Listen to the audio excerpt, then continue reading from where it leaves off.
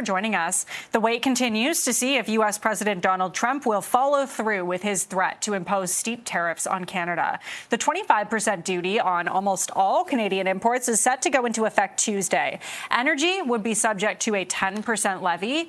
They were originally set to be imposed last month, but were postponed after Ottawa agreed to new border security measures. However, Trump announced Thursday he intends to move forward with the tariffs. Ottawa has said it would impose retaliatory tariffs on billions of dollars of American goods if the Trump administration follows through on its threats. And during a news conference in the UK today, Prime Minister Trudeau was asked about the tariffs. The facts establish very clearly that Canada is not an issue in terms of source of illegal fentanyl into the United States. We had about less than 1% when we first started talking about this many months ago. That number is significantly lower than that, even now. But we all know the American administration will make its own choices in terms of tariffs. We will continue to work to ensure, to do everything we can to make sure that there are no tariffs on Tuesday. But if ever there were tariffs on Tuesday, as we have all seen, as we were ready to do last time, we will have a strong, unequivocal, and proportional response as Canadians expect. And as Canada stares down the threat of tariffs, Conservative leader Pierre Poilievre says action needs to be taken to make the economy less dependent on trade with the U.S. We can't rely on the Americans anymore. We've learned our lesson from 10 years of helplessness.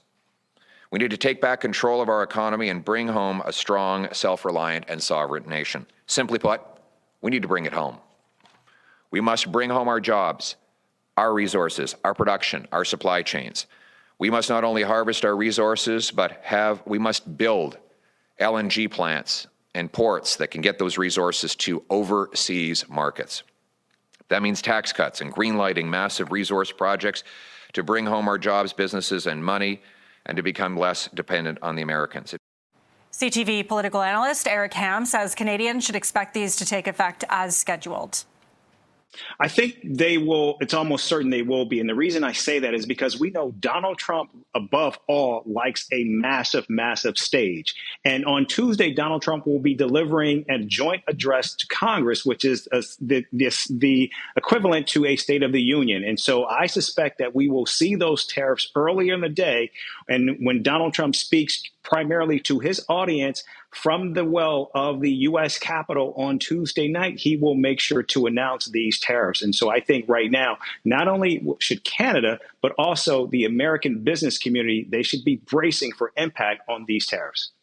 And mayors of border communities are collaborating in response to the potential impacts of U.S. tariffs could have on their economies, including Cornwall Mayor Justin Towndale. Obviously, we don't have the same powers as our colleagues at the provincial or federal level where we can impose bans on, say, U.S. liquor or impose counter tariffs. So for us, we're looking more at the diplomatic route. And for us, I've said this a few times, it's hearts and minds. So we've been reaching across the border to touch base with our peers. I myself have met with 2 mayors in New York State, and one of the mayors has agreed to embark on a letter writing campaign with myself, and we've reached out to New York State lawmakers. That's where we have our border connection to, and we are starting to get meetings with those lawmakers, and our hope is that we can apply pressure from both sides of the border to the U.S. federal government to reconsider their stance on tariffs.